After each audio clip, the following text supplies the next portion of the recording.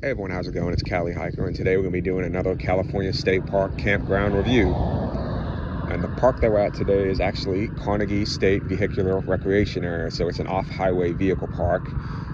It really only caters at this time to off-highway vehicles. Specifically, it caters mostly to dirt bikes and ATVs. Side-by-sides, not so much, although you can ride them here. It's just very limited. But anyway, you can see it's quite busy today, the actual campground. But I was able to find one site that hasn't been taken just so I can do this review quickly before it is taken. It's a Friday, so I expect this campground to be full, especially since we're in the winter season, which is Carnegie's busy season. Summer is not so busy. Anyway, just a quick rundown of each campsite. You can see it's got a ramada, you got a picnic table. Pretty much all of them are made out of the stone or the freaking cement. You got one trash can for each campsite. You got a grill, got a standalone grill, and then you've actually got a fire pit. So you actually have two grills, basically. You can see right over here we have one of the bathroom buildings. That's the smaller of the two bathroom buildings, so it just has bathrooms. The other one that I'm going to show you in a minute actually has showers built into it as well. I'm not 100% sure what that is. I've never noticed that. Maybe somebody knows. Maybe some type of board game that's built in. I don't know. But anyway, there were 23 first come, first served campsites in this campground. This is the only campground in Carnegie. As you can see, you can fit very large recreational vehicles here. You see this one right here. I mean, that's got to be, what, 60, 70 feet long. So fifth wheels and, giant motorhomes, they easily fit in these sites. I mean, they're all pretty much basically the same. This one that I'm in is actually not as much space for a vehicle, but you could easily fit a tent here if you wanted to, and a smaller RV or a trailer. Although primarily in Carnegie, mainly they camp in vehicles, because you can see the ground is pretty much just gravel and rocks and dirt. It's not really comfortable to sleep in a tent, especially if you're lying on the ground. You can see right here, it is right next to Crowell Hollow Road, which turns into Tesla Road if you go towards Livermore. It's a pretty busy road, especially on weekday mornings and evenings, because it is a main access point to the Bay Area for commuters. But during the weekends, it's actually pretty quiet, aside from the people that are coming to Carnegie. Of course, if you're into ATVs and dirt bikes, noise from motor vehicles probably isn't your biggest concern. So it shouldn't be that big of an issue for anyone. But if you look over there, you can see the campground just extends that way. Sorry about the sunlight. I'm not sure how well you can see it. But like I said, there are about 23 sites. Also, one other point I'd like to make, since we're actually looking at this water spigot right here, is that pretty much all the water in Carnegie State Vehicular Recreation Area is non-potable. The state park does not recommend you drink it. It's not treated at all. Even the employees that live here, they get water from an actual water provider in the 5-gallon jugs that they drink. You can shower in it just fine, but drinking it, not so much. One other thing that I can think of at the moment is this park does not have a camp host. There's no camp host here. There hasn't been for who knows how long. I just think that the state park doesn't feel the need to have one.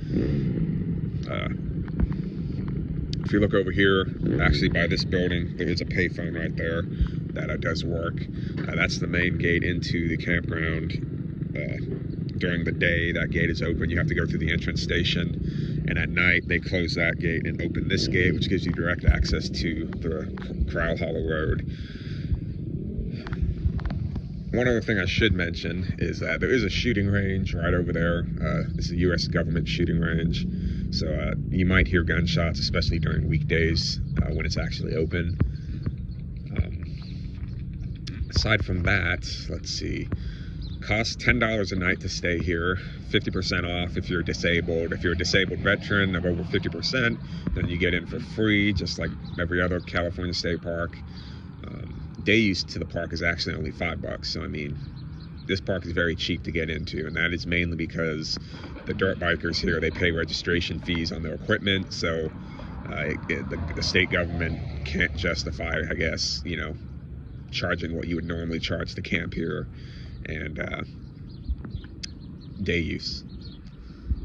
Where you can see here, we're at the actual shower slash bathroom building. There's 4 of them, and we're going to take a look inside this one. They did repaint these walls, I believe, last year. The floors not so much. As you can see, they're kind of worn out a little bit, but you can see we've got the classic shower bench. We've got the light switch, which also activates the fan. And then you can see this is the shower, pay shower. It takes quarters only, and the max you can get is, I guess, 15 quarters at a time. 10 minutes is $1.25.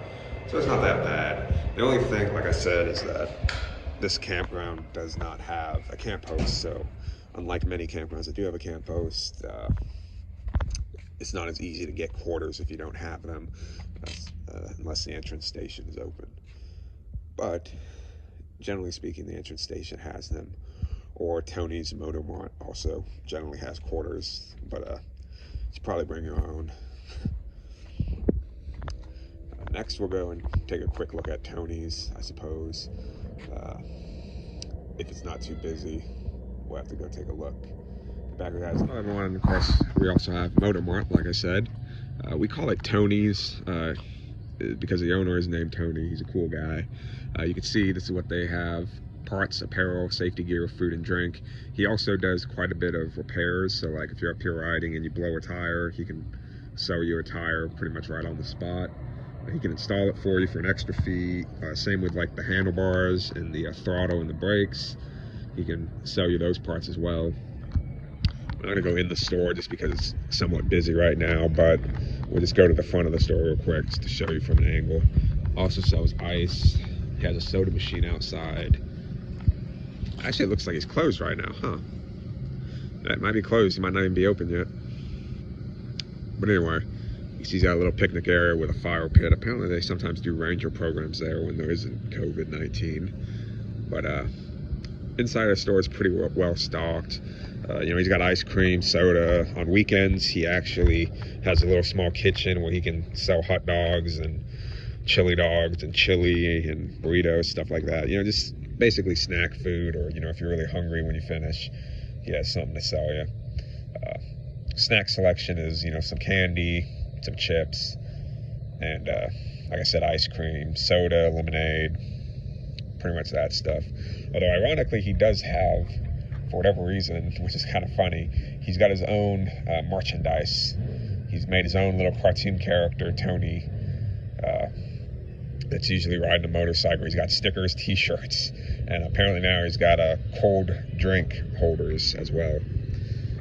But anyway, that's pretty much all for the Carnegie Campground review. I mean, it's a pretty simple campground.